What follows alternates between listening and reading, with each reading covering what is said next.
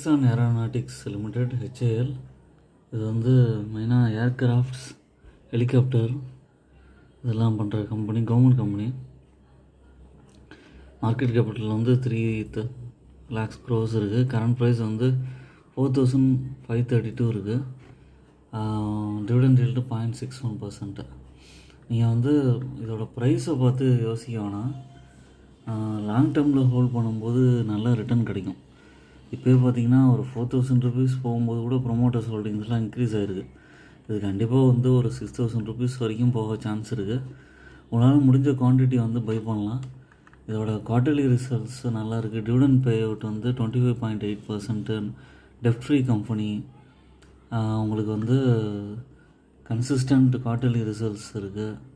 நல்ல company for long term. எப்போல்லாம் வந்து நல்ல டிப்பு வரும்போதெல்லாம் பை பண்ணி அக்யூமுலேட் பண்ணுங்கள்.